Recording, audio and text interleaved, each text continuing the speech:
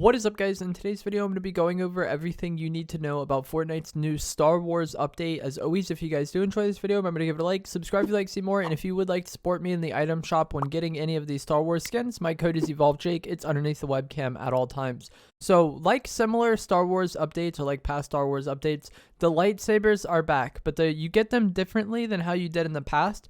Now you will have to find holograms of Darth Maul, Anakin Skywalker, or Obi-Wan Kenobi around the map, and once you find them and talk to them, you basically activate a rift event that you can go through, and then when you go through that rift event and come back, you come back with a lightsaber and Jedi training, and each of these characters will give you different Jedi training. So Obi-Wan gives you the Force Push ability, which will allow you to push objects and players away from you. Anakin's training will allow you to pull objects and players towards you. And then Darth Maul's training will allow you to lift objects and throw them at other players. You will also get double jump while holding your lightsaber out, and the Force ability is tied to the lightsaber, so it doesn't take its own inventory slot. It's just like when you have the lightsaber, you have this Force ability essentially, which is pretty nice. There's also a new DC-15 blaster that was added to the game in this update, along with the 11 blaster. These can be found at Star Wars camps in the Special Republic chests. The DC-15 blaster is said to have like good damage and accuracy, but I mean, if you guys have been around for past Star Wars updates, you know that these Star Wars weapons typically haven't been the best, but the DC-15 blaster does seem like it has more potential than what the E11 did. I think it hits for like 30 body shot and 40 something to the head, which is a solid amount of damage. And if the bloom is actually decent on it, like if it feels good to use, then I could see this weapon being okay, but I don't really see myself using it too much. Like it's not going to replace the red eye for me. Even if they vaulted the red eye, I don't think it would be better than the Havoc AR or the Cobra DMR. So it's likely not going to be like, you know, the top tier mid-range option. There's a new mini Star Wars Battle Pass similar to what we had with the Most Wanted event last season, which will allow you to unlock Darth Maul, a clone trooper, and several other cosmetics for free, or you can pay 2,650 V-Bucks outright if you want to buy everything just immediately. But this functions similar to how the Battle Passes did. So if you level it up partially, you reduce the cost you would have to pay to get Darth Maul. So if you're not sure if you're going to be able to get them and you don't want to spend the money, I would just try to unlock it for free. And then once it gets close to the end of the event, or you feel like you don't have enough time, then you can buy it and you would still save some money because you did unlock some levels just by playing. If you don't care about that and you just want to get the skin as fast as possible, then you can just buy it. There's also an Anakin and Padme skins in the item shop right now. Unfortunately, there's no lightsaber pickaxes, though. They both have interesting pickaxes. I don't know why they do what they do, but there is no lightsaber pickaxes. Pretty much every time there's a Star Wars update, the community gets themselves hyped up about the potential for a lightsaber pickaxe, and it is yet to happen so far. There's new settings added to the game today called Auto Confirm Edits and Instant Reset. This replaces Confirm Edit on release. So the default way of editing was you make your edit and then you hit your confirm button.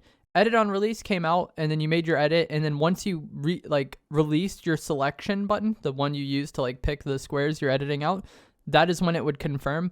It seems like with this setting, the edit will just confirm as soon as you make an edit that is acceptable, and then instant reset allows you to hit the reset button and reset the edit.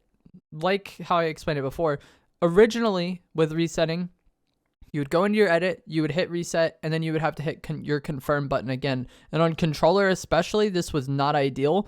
On keyboard and mouse, you could bind multiple actions to the same button. So people would bind reset and confirm to their scroll wheel. And then this is how keyboard players had like instant scroll wheel reset. And I actually do use a scroll wheel attachment on my controller. But with this setting, you won't need to do that anymore. You could just use this setting and then hit your reset button and it'll reset the build immediately. This is very, very good for controller players. This is like a huge step up from what they had in the past, or what we had in the past. Personally, since I use scroll wheel reset already, it's not the biggest deal to me, and I'm going to continue to do that. But for somebody who doesn't own one of those, I would definitely recommend using this instant reset if you're a controller player. There's 8 augments added to the game today, 4 of which are new and 4 are unvaulted. Tracker's Armory will give you a Shadow Tracker pistol and flare gun. The Shadow Tracker has pretty much always been solid, especially in zero build, but I think the flare gun will be really helpful in endgame. Holding on to this augment and then just kind of getting it towards the end of the match to mark all the remaining players, I think will be a very, very effective strategy for endgame. Desperate reload. Your pistol will reload faster when empty. This is pretty situational, but if it stacks with light fingers, I could see this being a ridiculously fast reload if you're someone who likes using the pistols. I would rather have pistol amp like we had before where it just like increased magazine size. But this and light fingers together would be very good. Even just a pistol with light fingers alone reloads incredibly fast. Steady hands, your marksman rifles will have less recoil. This will pair good with the DMR. And if you have like this and Bloodhound, the DMR is starting to sound more appealing than it did before. I'll maybe try it out and see if I do prefer it to the Red Eye. SMG sign off, the last 3 bullets of your SMG will deal bonus damage. This sounds incredibly situational. There will probably be times where this saves your life, but it's not really something I'd be that excited to pick. And then the unvaulted augments are first assault, which makes it to where the first few bullets of your AR do bonus damage. Bush Warrior makes it to where you heal while in bushes up to 150. Forecast, you can see the next storm phase for 3 zones. This was in the game last season and it was really OP initially, but they did nerf it over the course of the season to where you only see 3 future zones from the time you get it. And with the zone reworks that happened this season, there's more zones in the game. So while Forecast will still be good, it's not going to be as busted as it was before.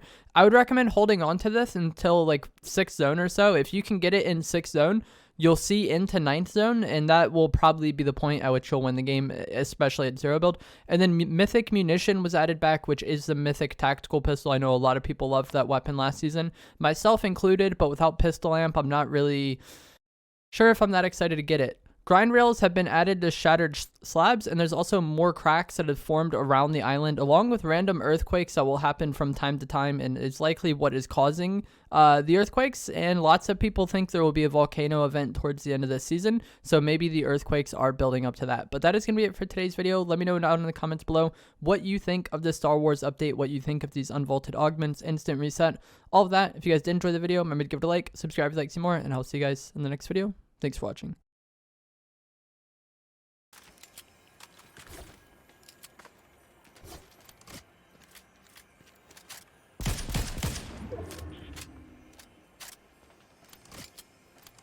No heals.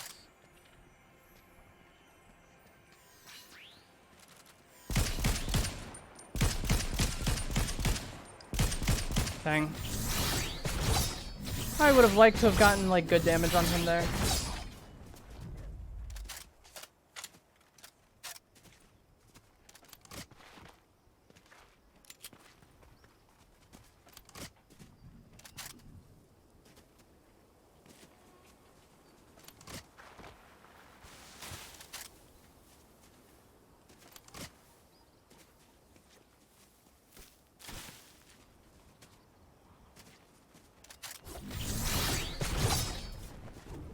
Like, this is gonna be a hard game to win if he ever has first shot on me.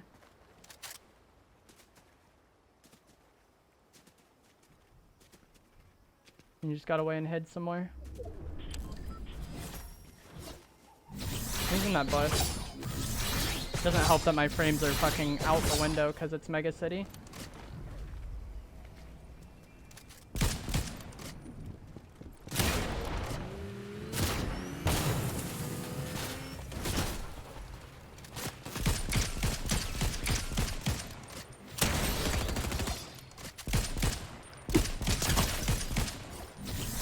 I don't know if my SMG is loaded. So just